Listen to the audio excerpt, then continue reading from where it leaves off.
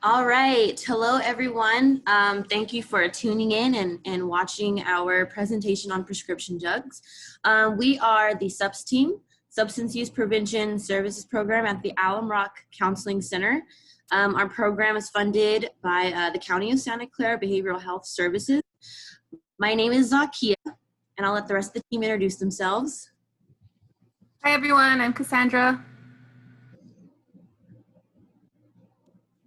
Monica Elliott. Jose Raya. All right, so we're going to go ahead and move forward and talk about what it is that we will be covering for today. Jose, if you can click next for me. Thank you. So just as a disclaimer, we want to make sure that we cover the whole role of confidentiality. Through virtual services, confidentiality is simply meaning that we're keeping something to strict privacy, right? So we are going to do our part in making sure that we are creating a safe space for you and others. So just like doctors and coaches and other educators, us too, we are definitely mandated reporters. So if someone is bringing harm to you or you're bringing harm to yourself, it is our duty to report. We want to ensure your safety. So that is our role as mandated reporters.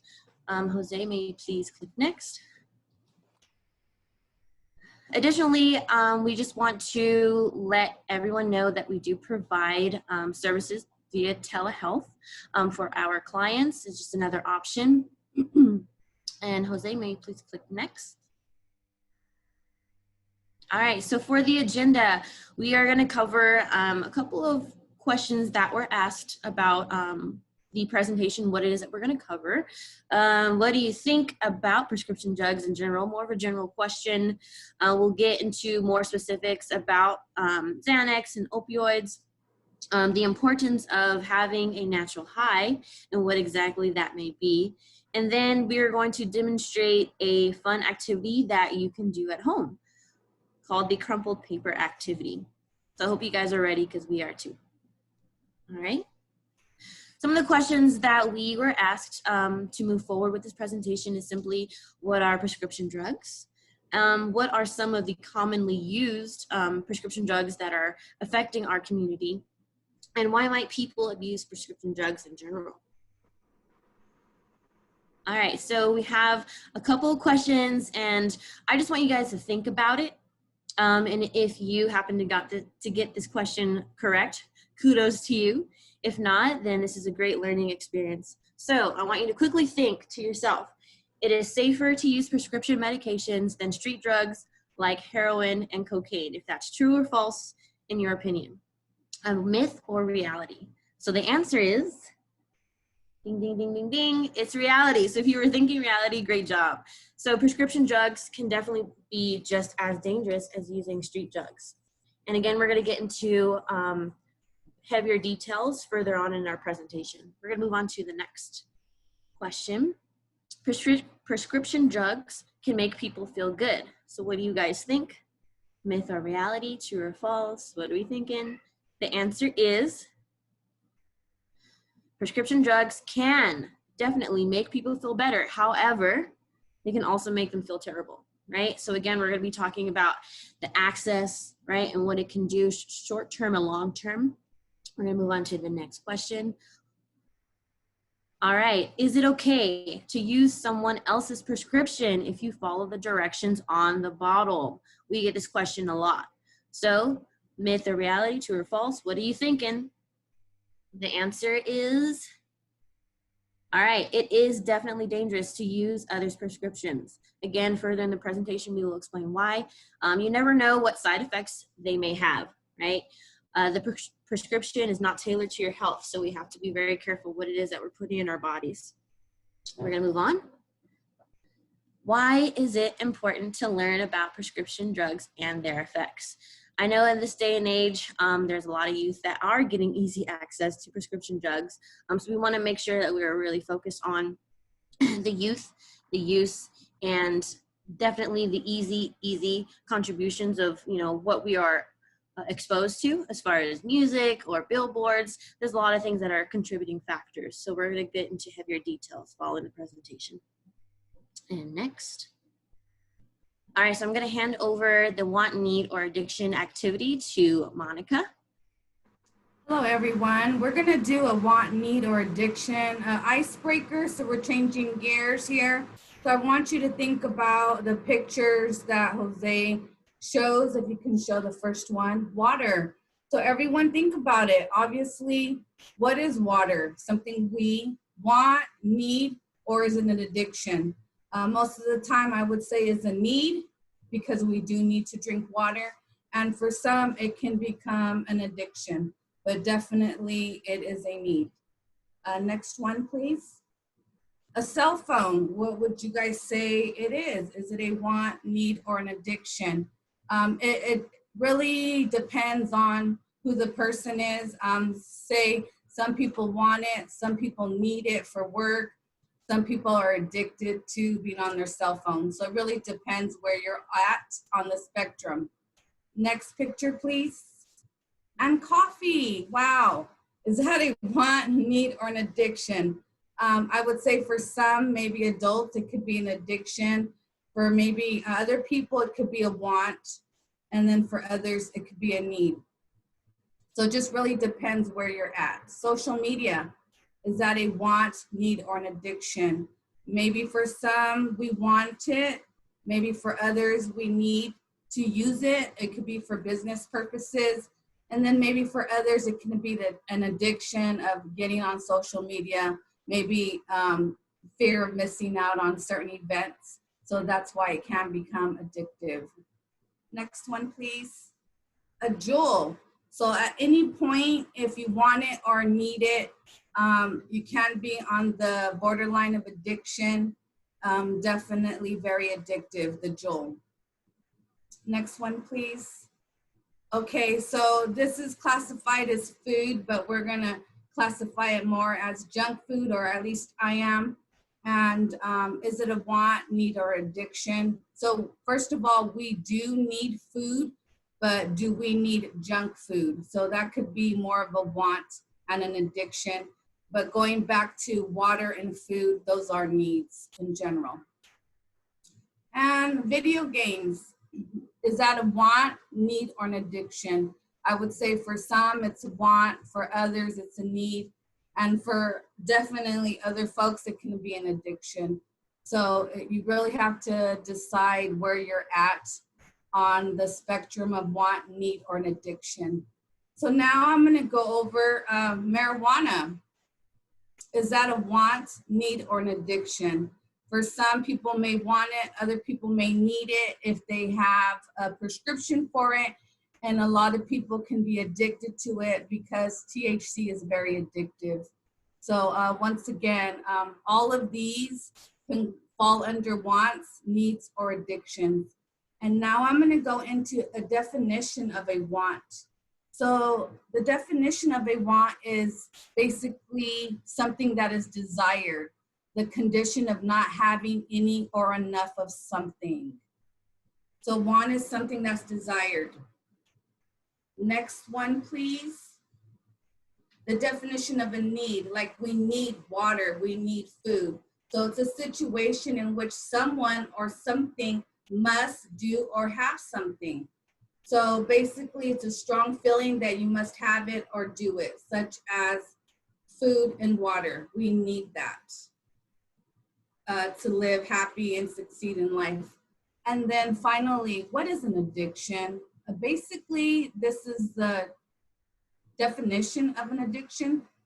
Addiction is a long-term disease where an individual has an overwhelming desire to find and use drugs. Even though there are dangerous consequences, addiction is a disease because it can result in long-term changes in the brain structure, function, and behaviors caused by drug use. So this is the definition of an addiction. Next slide, please. I'm going to hand this over to my colleagues that are going to present on prescription drugs. All right. Thank you, Monica. Thank you, Zakia. So this is Jose speaking, if you haven't noticed. So I'm going to go into some prescription drugs. The main focus, for me at least, is going to be Xanax. If you have never heard of it, I'll go into it, like short-term effects, long-term effects, some of the things that you can look out for to know if somebody is using or somebody's abusing, the way it looks, things like that. And then if you guys have any questions, you guys can always send them our way. I know this is a recorded presentation, but you guys can also reach out to us at any point. All right, so let's get started with Xanax. So this right here, obviously they come in different pill forms. This is the most commonly, the way we most commonly see it. This one right here, the rectangle bar, or they also come in these little oval, what is it, pill forms on the bottom right. Either way, you know, they still have the same effect. What is it used for? So if you don't know exactly what they're used for, Xanax is a medication used by people who suffer from anxiety disorders and severe pain. So it does have a very calming effect for people that do suffer from anxiety disorders or severe pains. But what we know is that a lot of people, and I don't like to generalize, but there have been multiple students that have been caught with this in different schools, right? So where are they getting it? We will get into that. But just know that Xanax is a medication used for anxiety disorders. When prescribed by a doctor, Xanax can have a positive impact, right, on people who truly need it. So if you truly need it, it does help people calm down from the anxiety, or if they have severe pains, it does help for that as well. But people who abuse Xanax can suffer from negative side effects, right? And I'll get into those in a bit. So the street names, maybe you've heard of these, maybe you have not. This is just a short list of what we have, what we've heard, and what is out there. So the first one, Xannies, or Xannies with a Z, right? Xan bars, or Xan bars with a Z. Handlebars, bars, Z bars, totem poles, things like that. So again, this is just a short list. There are multiple out there, and they all mean the same thing. What does it look like? I kind of went over it at the beginning, but it comes in a pill form, and it is usually tan or white with a circle or oval shape, right? So these are my two examples right here. If you've ever seen something like this, just know that it's Xanax. So for the most part, they are labeled with the name right on it. So Xanax, you'll see it right on there. How is it used? So users typically swallow the pill entirely. Sometimes they will split the pill in half or in fourths, and they will share with, you know, whoever they're using with. This is due to the fact that they're super strong, right? They are super strong, and typically when somebody takes or ingests a whole pill, it has severe side effects, very negative side effects. So people, once they become like regular users, they will learn to, you know, share with somebody else or not take the whole thing. Xanax should never be taken with alcohol, and I'll explain that in a bit. But Xanax should never be shared with alcohol, only because they are both depressants. So they both help calm our nervous system down, or bring it down, you know, almost to it sedates us in a way, right? So that is one of the effects. If you have two negative effects like that, it can't be good for you. The other one is the combined depressant qualities can slow your heartbeat to an extreme level and cause you to stop breathing. So, you know, there have been cases where people mix the two and they completely stop breathing, right? They have to be rushed to the ER, and things like that. All right, so these two people here, I know I won't get any answers, but for the most part, these are two artists, two rappers.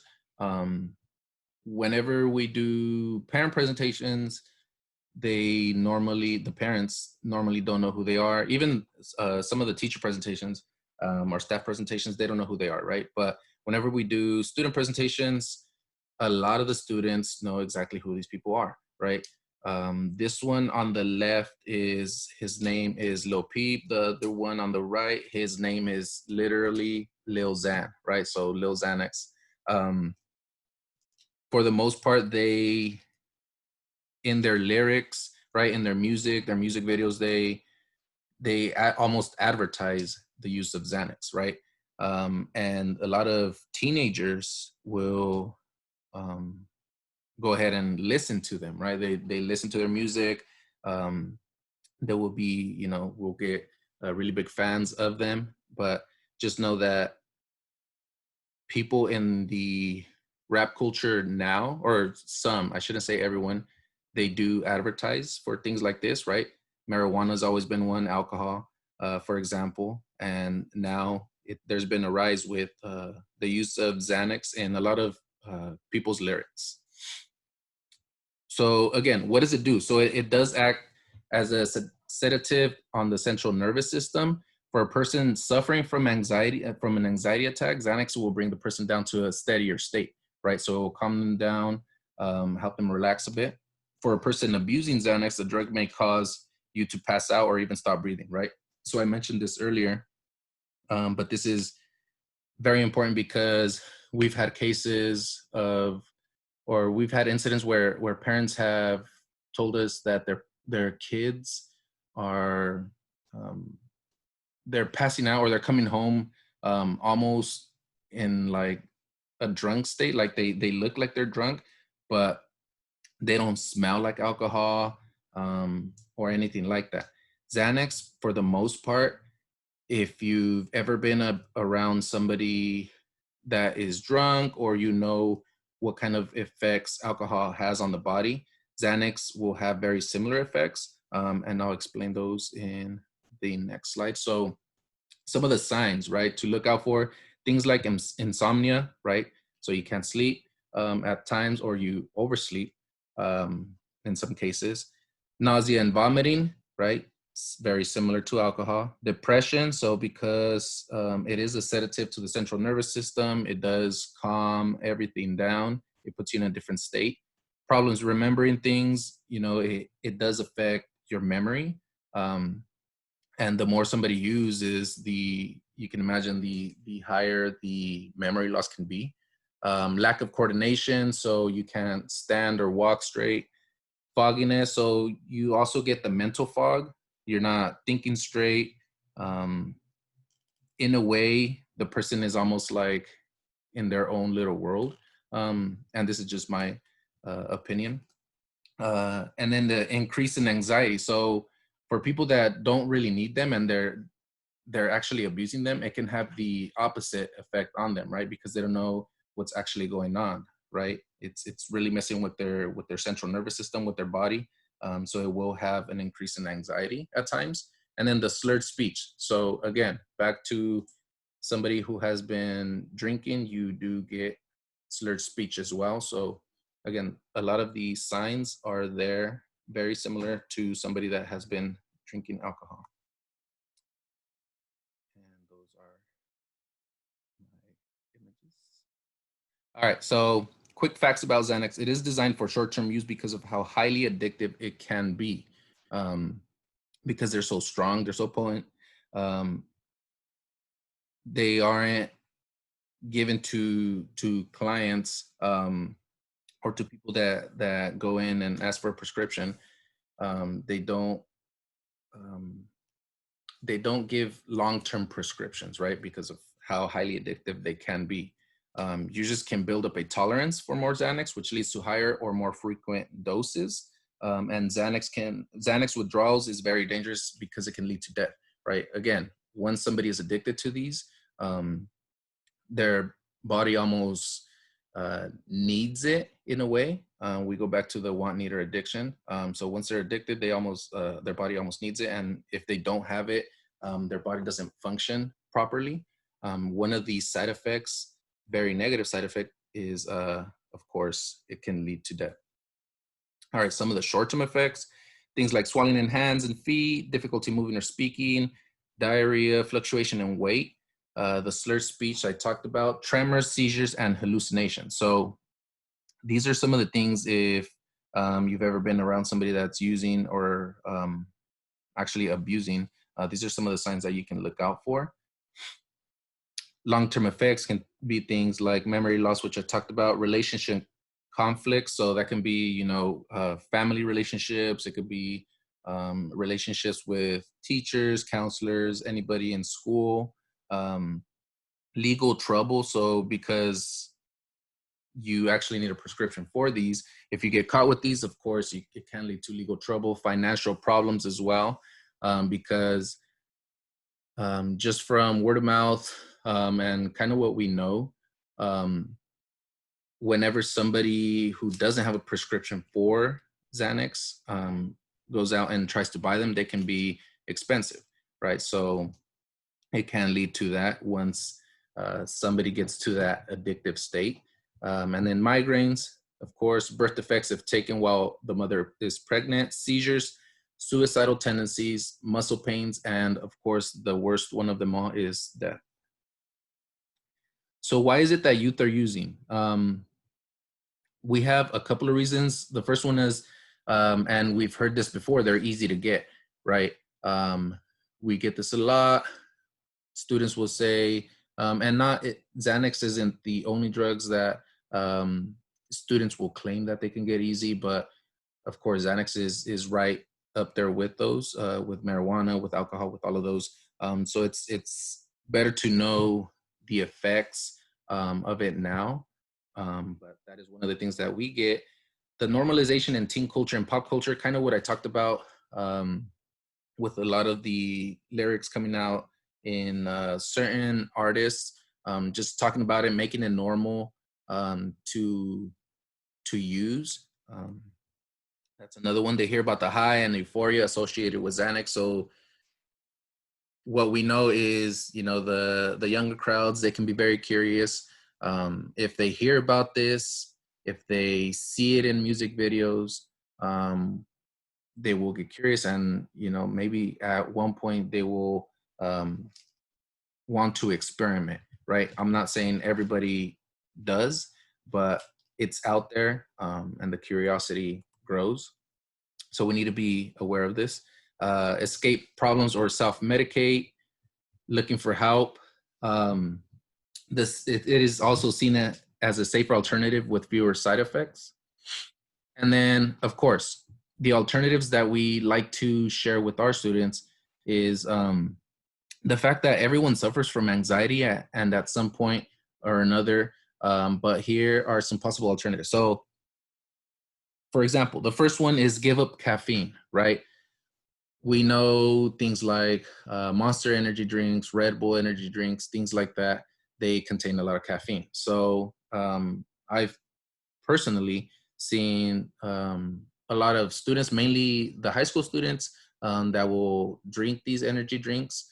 And that in a way can cause, our heart to beat faster and things like that. And if taken too much of that, it can lead to maybe an anxiety attack, right? Or our heart rushing, our mind rushing, things like that. So give up caffeine can be one. Meditation can be another one. Meditation can be a very calming and soothing activity for the mind and the body. And then, of course, the last one is yoga. I know yoga is a little bit tougher for a lot of people, but yoga can be very relaxing, again, for the mind, the body, and it can be a great workout. So what I will do now, I will switch it over to my partner, Cass. Thank you, Jose. Hi, everybody. This is Cass. So today I'm going to be talking about opioids. We'll talk about, just like Jose talked about with Xanax, we'll talk about the effects, things to look out for, and just some stuff that's also going on here in the county of Santa Clara. It's just good information to be made aware of. So I'll go ahead and cover that in my slides. Jose. All right, so cool. So just kind of like what Zakia said in the beginning, and then what Jose also said in his presentation, if you take anything at all from us today, Some things that we want you to remember is that fake pills can kill. Jose covered it a little bit, mentioning how, you know, students, youth, or whatever, they will share pills with their friends. And then sometimes in sharing, you're not really sure where you're getting this pill, right? Maybe they'll tell you like, yeah, I got it from a friend, a reliable source. But we don't really know unless it was prescribed to you by a doctor, right? So maybe they gave you a pill, maybe it looks legit, maybe it looks like, yeah, this is a real thing, especially if, like Jose said, you're an experienced user. But sometimes those pills, if they are not received from a pharmacist, they can be fake, and those pills can kill you, right? So just some advisory, do not take a pill that you did not get directly from a pharmacy. Do not take pills given to you by a friend. Do not buy pills from friends or other people. And fake pills, most importantly, they look like real pills, right? They look legit. They look like stuff that you've seen maybe on TV and music videos, but they can be deadly, right? And sometimes all it takes is a small amount to kill a person. So Santa Clara County ran this ad. You've probably seen this in billboards while you're walking on the street. You've probably seen it over social media. They also have a social media page. But the campaign is opioids. You don't take opioids, they take you, right? And if you look here, they're using a bunch of different people, which is very important, right? It doesn't matter if you're young, it doesn't matter if you're old, it doesn't matter if you're white, brown, black, it doesn't matter, because whatever pill you decide to take, right, it's going to take you, it's going to take advantage of your health and your well-being. So it's best for you to make those healthy decisions for yourself and your well-being, right? If you're someone that's feeling depressed, if you're someone that's feeling pain in your body, if you're someone that's feeling anxious, it's best to seek help, and we'll be showing you those resources at the end of our slides. But remember, you don't take these pills, they take you, especially when they're not taken from a doctor. All right, thank you, Jose. So I threw around the word opioids, but what are opioids? They're made to mimic the feel-good receptors in your brain. And they're also meant to block pain signals between your brain and your body. Okay, so opioids are used to treat moderate to severe pain. And that's the reason they're called opioids, is because they come from the opium poppy plant. It's just a fancy word for painkillers. Okay, so whenever you hear opioids or people taking opioids because, let's say, they got a root canal, or let's say they broke a bone, right? So they would take opioids to relieve that pain. And notice I said relieve, right? So all it does, it relieves the pain temporarily, and it allows your bones to heal. It allows that pain to subside, but it does not take it away, right? Your body has those natural healing properties, and it's up to you to find out what's going to work for you. Opioids do work when they are prescribed by a doctor. And when a doctor prescribes this, they're looking at your they're looking at your medical history. They're looking at your allergies, right? Maybe you can have an allergic reaction to the pills. They're looking at the whole thing to make sure that this is the right fit for you. And just like Jose said, these are meant to be short-term. They are not long-term prescriptions. Why? Because with long-term, you're increasing your chance for addiction. And just again, I'll say it again, opioids are illegal without a prescription, which means you are breaking the law. But even worse than that, you're putting your health at risk, or the health of others at risk as well. Jose? And then I'll just name a few common opioids or painkillers that we often hear about. Maybe you'll hear it in music, as Jose mentioned. Maybe you'll hear it on TV, because there are a lot of shows. I'll name one, like Euphoria and stuff, that does talk about drugs and stuff like that. So maybe you'll hear them on TV as well. But here are the more common ones. So there's Percocet, oxycodone, hydrocodone, Vicodin, morphine, codeine, fentanyl. Another common one that we hear often is morphine, as morphine is very strong. But I put a little star next to fentanyl, because fentanyl is actually stronger than morphine. And we'll talk about how much stronger it is and why it is so dangerous, and why you should never, again, take pills from randoms, or even from people you trust, because you never really know what's in there. And there's been several cases here in the county in which fentanyl has been found in these pills. Another opioid that is also more common is heroin. And the funny thing is that when you're talking to students and they're like, oh yeah, heroin, that's like the dangerous one, right? You have to inject yourself. It's like, I would never do that. But then when they're looking at things such as Percocet, oxycodone, hydrocodone, they're like, oh, that's just a pill. Oh, that's safe. Why? Because in their brains, they're thinking that's a pill. It came from a doctor and that is a safe alternative versus I'm not going to go out and, shoot myself up with heroin. That is what they're thinking in their mind. But actually, things such as fentanyl are almost even more dangerous than heroin itself. All bad for you, but you just have to know what exactly it is that is coming into your body. And again, making those healthy decisions for yourself. Jose? So I'll get into one that is very, very popular in music. This is where I hear it often. But this one is called codeine, and it's also known as lean. So here are some of the slang names that you might hear. There's lean, there's dirty Sprite, scissor, purple jelly, right? And the list goes on, but these are just the more common names. And what do they contain? They contain prescription strength cough medicine, codeine. And it's also a soft drink, right? So they can use stuff like Mountain Dew, Sprite, any light drink. And what do they add to this? It almost looks like a cocktail, right? So there's hard fruit flavored candy. And it looks, but just by looking at it, right, it looks safe. It looks like a soft drink. It looks like a fruity drink. It looks like something that's not going to kill you, right? Or something that's not going to cause any harm. But codeine, if you're drinking this beverage, right, which already has a lot of sugar, plus you add the codeine, oh, let me close my window, sorry. So the effect of codeine on your body is, aside from taking away, your pain from when you get sick, it also slows down your breathing, right?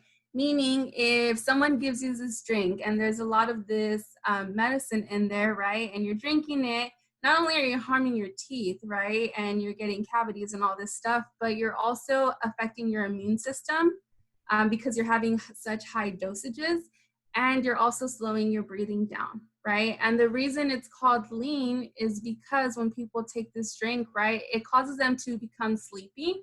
And it also causes them to kind of like lean to the side a little bit. So that's where the word lean comes from, right? It makes you sleepy, it slows your body down, it slows down your nervous system, which is no good for you. Because what happens if your breathing really, really slows down, right? When your brain is not getting oxygen, there's a lot of things that can happen, right? You can pass out, you can have to go to the hospital because you end up in a coma. So there's a lot of negative effects that come from this, but just by looking at the drink, you would never think that that would happen to you.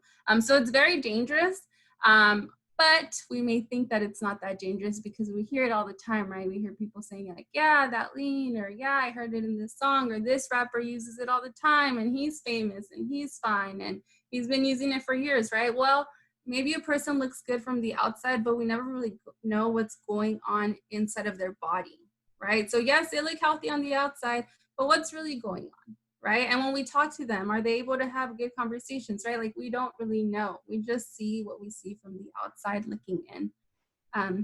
So thank you, Jose. So this is the one that I was talking about, and then we'll get into fentanyl in Santa Clara County itself.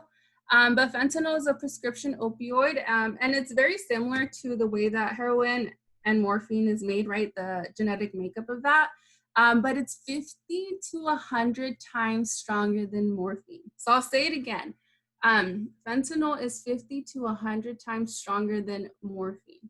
Okay, if you already know morphine, then you know that morphine is already strong in itself, right? It can knock someone out, especially like after a surgery, right? That's when it's taken a lot. But this is more harmful than that.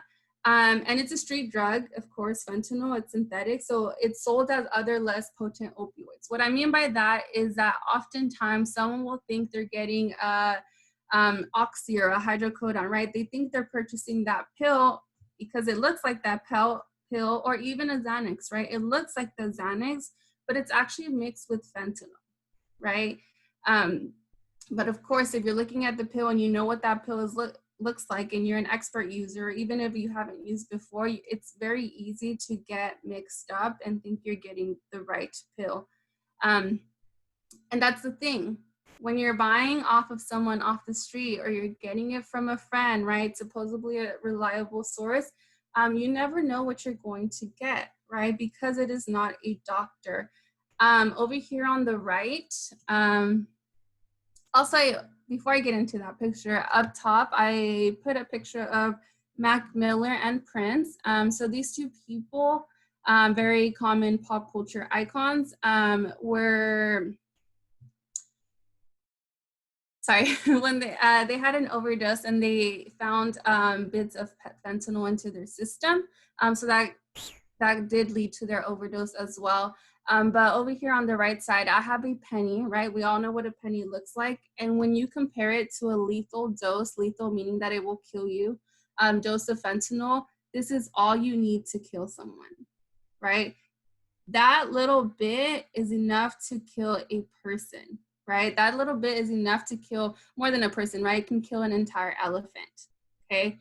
So when you're looking at that, just that little bit mixed into a pill can completely kill someone, right? And when someone is buying a pill off of street or off of someone they trust, they're not doing it with the intent of killing themselves, right? They're doing it to maybe to relieve some pain, maybe to deal with certain issues. So they're not really thinking, if I take this, I'm going to die.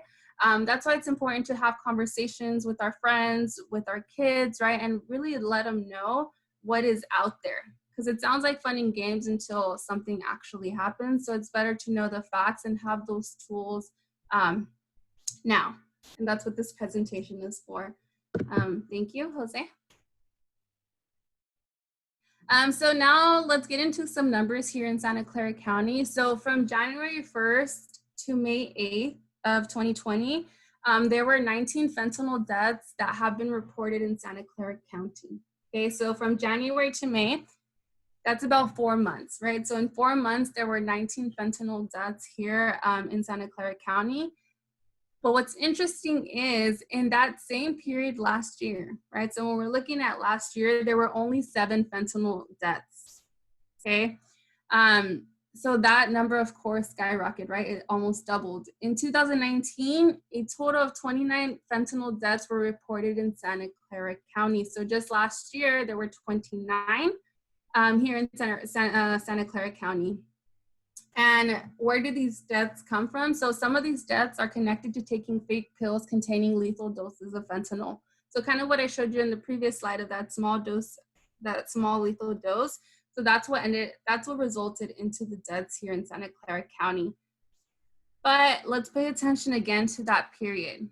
Okay, so in 4 months last year, those 4 months, there were only 7 fentanyl deaths. In those 4 months this year, the deaths are now 19, right? So the double. So when we're thinking about these deaths in a year, right, they doubled.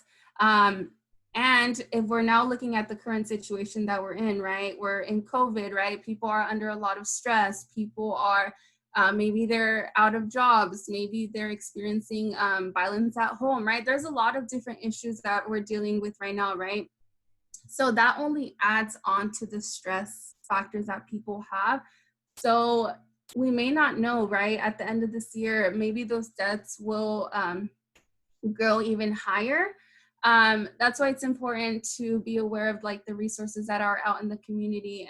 And I know sometimes it's tough, right? There's a lot of things going on, but these stressors can also cause an impact on people, right? That can make them turn to drugs or maybe make them make unhealthy decisions. Why? Because they're under a lot of stress. So it's just something to be made aware of. And we'll talk about those resources later in our slides, but these numbers are very important, and I think it's numbers that everybody should know. All right, next slide. So these are just, I wanted to give you a visual image. These are some counterfeit drugs, counterfeit meaning fake, that were found with traces of fentanyl. Okay, so the Santa Clara DA is asking county communities to be aware of the dangers surrounding counterfeit pills that contain fentanyl. So this is what they may look like, right? When you're looking at this, maybe you have an untrained eye, maybe you've never seen these pills before, or maybe you're someone that knows of these pills, right? And they may look almost exactly the same. So just be aware of this, right? Do your own research as well. You can go onto these websites and kind of see what's going out into the community. If you go to the Santa Clara Behavioral Health Services page, there's also a list of all these great resources alongside these images that you can look more through. All right, Jose. So finally, let's get into some signs of abuse of opioids, again, painkillers. So how do we know someone is abusing this pill, someone is taking this pill? So there could be a lot of vomiting and nausea, right? Your body is getting accustomed to using these pills, or your body is getting sick because you're taking so many of them, right? So when we think of Xanax, pupils, they get dilated, right? They get super big. With opioids, there's actually small pupils, right? So if you look at someone's eyes and they have like pinpoint pupils, that could be a sign that they're using. So if you're maybe worried about someone and they're experiencing these signs, it could be that they're using these pills, and then you can take the next step in getting help for them. So with painkillers, there is a noticeable euphoria, which means aside from removing that pain temporarily, there's also a high feeling, right? Feeling good, feeling safe, feeling warm. That is a side effect from taking the pill, and that is what most people are searching for when they're taking these pills. Aside from painkillers, they're also searching for that high. With opioids, it does impact your nervous system, right? So it slows everything down, which is why people who are abusing opioids, they may seem drowsy, right? They can kind of look like they're drunk also, right? Slowed down, their body's really slow. Another sign of abuse is constipation, right? Not being able to use the restroom, of course, because not only does it impact within your central nervous system, we also have our digestive system.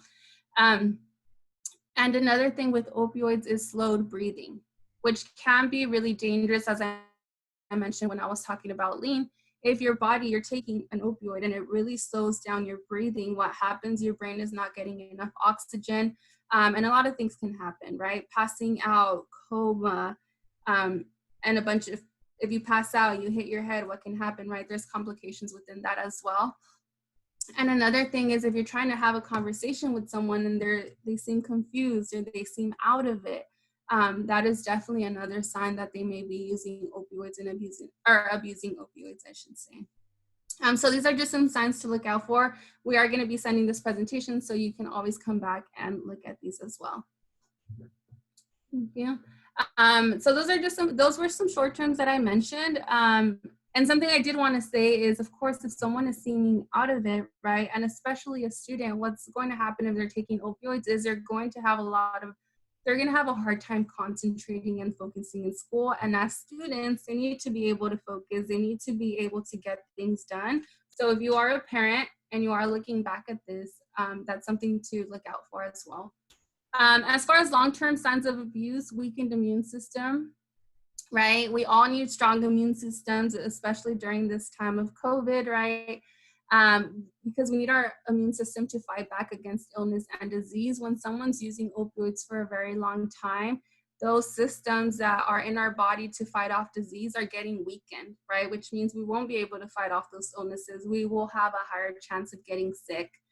Another thing, and this is with if someone is taking it a lot and maybe they stop taking it, right? Also known as a withdrawal symptom, could be insomnia, right? Why? Because their body is used to getting that opioid. Their body is used to getting that high feeling and also not feeling anything at the same time, if that makes sense to you all. Another sign is depression. Right, in the beginning, a lot of people, maybe if they are depressed or maybe if they are facing these issues, they'll turn to opioids to kind of relieve that temporarily. But what do we know? While it does get rid of those feelings temporarily, it is not a long-term solution. So it can actually make that worse for you in the long run. Damage to organs, liver, kidneys, stomach, and lungs. There could be infections of the heart lining and also collapsed veins from injecting. When I'm talking about that, I am referring to heroin, right? When people inject heroin, those are the effects that it may have on their body. And also if they're sharing needles or they're not getting clean needles each time, they may risk being exposed to HIV or AIDS. And I kind of mentioned this a little bit already with insomnia, depression, but there are very painful withdrawal symptoms when it comes to opioids, just like other drugs. But this is why it's so difficult for people to stop, because when they do stop, what happens, they get really bad aches all over their body, right? It's almost like you're going super duper fast in the freeway and all of a sudden you step on the brakes, right? What happens? Obviously your car is gonna malfunction, right? Your car is gonna be swerving all over the place. It's the same thing that happens with your body. You're gonna get aches, right? You're gonna be unable to sleep. A lot of people, that's the reason they go back to using, because they're unable to manage those side effects of quitting this drug. That's why when you go to a doctor, a lot of the times before you stop taking it, they'll taper down the doses, so you're slowly easing out of using opioids, right? And now that we got down with the opioid portion, I will be passing it to Moni, who will be explaining what to do if you are dealing with all these issues, or you feel stressed, or you feel bored at home, especially during these times. What is something that you can do to manage everything and to live a happy, healthy life? Go ahead, Moni. So we encourage you to find your natural high instead of using substances. What is one thing that naturally releases dopamine? So we definitely encourage you to get into something. We see pictures here of people maybe in sports or into music, playing instruments, people dancing, maybe meditation. All these things can help you naturally release dopamine. So that's your natural high instead of using a substance. So we really encourage everyone out there to find your natural high. Next slide, please.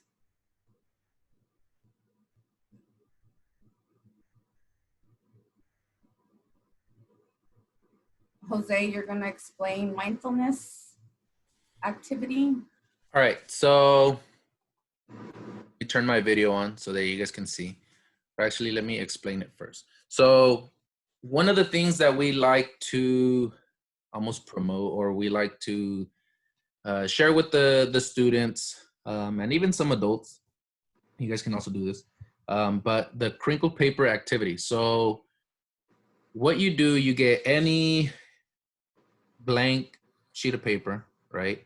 It could be white, it could be the lined sheet of paper, but what you do, you make it into a little ball, then you straighten it out, and you can turn it into what's on the right. Actually, let me turn on my screen now. All right, so what you do, or I'll give you guys a short example. So you get the sheet of paper, you rip it up, crinkle it up, make a little ball, right?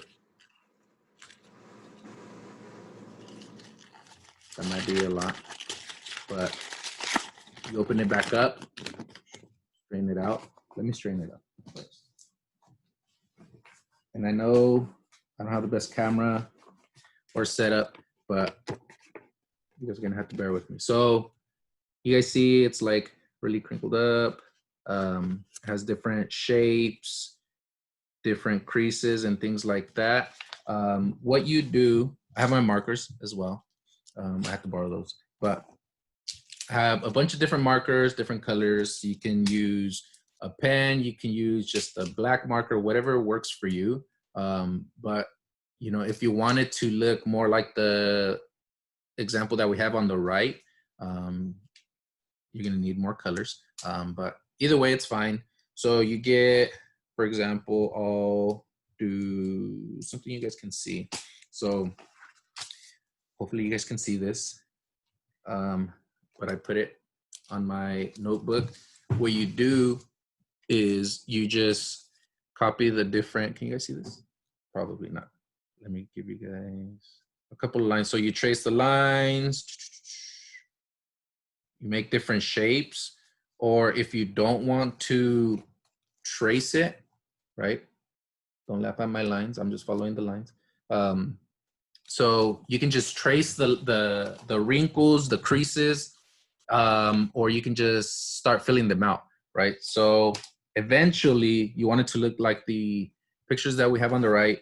I went ahead and did a small example. So I know, don't laugh at it, but it can look something like this. You can get creative. I used a bunch of different colors. You can just use one or two, whatever you want. But it kind of helps you relax, right? And just get your mind off of a bunch of different things. You can have some music going or something. For my adults on here, maybe you can do something like this while you're at like a team meeting or something, or during your break.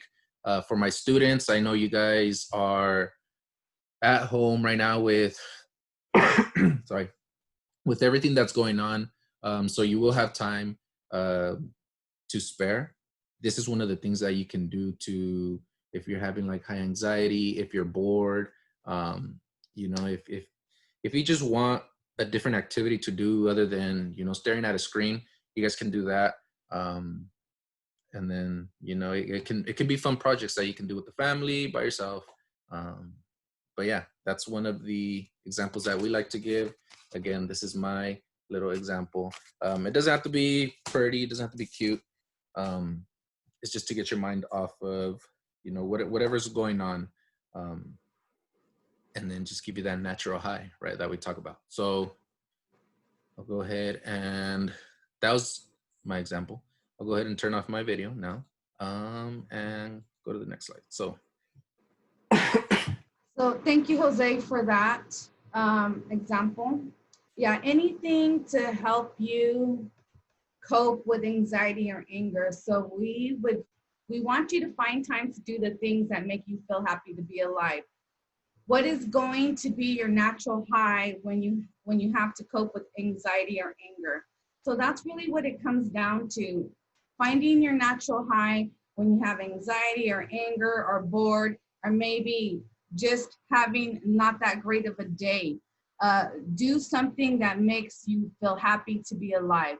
So find a healthy behavior such as sports, journaling, playing an instrument, dancing, anything that makes you feel good inside. And it'll also distract you from maybe your anxiety or anger at the time. Next slide, Jose, please. So why is it important to find a healthy behavior? Why alternative activities? Well, it is important because it's a healthy distraction from getting into unhealthy activities such as using substances of drugs and alcohol. So finding your natural high is a drug prevention, and it inspires and empowers you to develop the skills and courage to live life well. So finding your natural high is a drug prevention. It's for youth and adults. It's for anyone of any age. It's a coping tool, and it's just helping you and encouraging you to live your best life. So this is a coping tool, like I had mentioned. What we have found out that there's multiple studies that have already shown that rates of drug and alcohol abuse are on the rise during this pandemic. And one recent article called it the perfect storm. Some have predicted as many as 75,000 deaths from substance abuse. So this is why we encourage alternative activities, because we do not want anyone engaging in unhealthy activities that can result in something bad happening, worst case scenario, death. So anyone out there, we just really encourage you to find a healthy alternative activity because it is a great coping tool for anyone out there. Next slide, please. Natural high, finding your natural high is really the best anti-drug tool. So we realize that many of us this year, going back to school season, will look different. So this is why, once again, we're encouraging you to find your natural high. It's drug prevention. It will inspire you and empower you to live your best life out there. So finding your natural high is here to support you, your students, and your community with online resources that can be used in school or at home. So you can log on to www.naturalhigh.org if you're interested in this information. Next slide, please. Tools to support and protect yourself when around someone who uses substances. Most definitely use your refusal skills. It would be okay to make an excuse to leave when someone's asking you to do something unhealthy, such as using substance. Definitely do your research out there and know the facts about the substances that are out there. Develop strong, positive social support. It could be a school counselor. It could be someone that you just trust and you know that they have your best interest in mind. And also, we encourage everyone out there to find your natural high, things that make you happy to be alive. And if anyone ever needs help, please ask for professional help when needed. Next slide, please. Here's some more tools for natural highs: scrapbooking, incense, candles, essential oils, meditation, gardening, playing with pets, family time, create a routine, plan to call friends, Zoom and connect with others, deep breathing exercises, paint, draw, doodle. These are tools that we encourage you to do every day, something different every day so you don't get bored.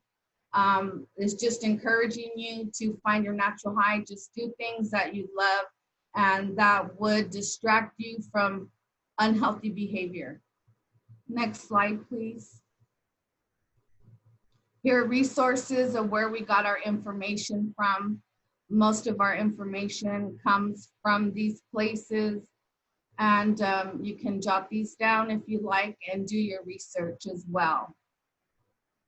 And then finally, if you're looking for treatment or help with substance use, you can go online at this site there, www.sccgov.org. And there's the phone number, 1-800-488-9919. And then also we have a referral process for youth with substance use treatment needs. And that phone number is 408-272-6518. And then at the bottom, it's a toll-free number for adults as well, 1-800-488-9919. So at any time, anyone out there needs a resource, please jot down these numbers. These numbers are here to help you. Next slide, please. I think this is the end of our presentation. And I would like to thank everyone for tuning in. I'd like to thank my colleagues for giving out great information. Thank you, everyone, and have a great day.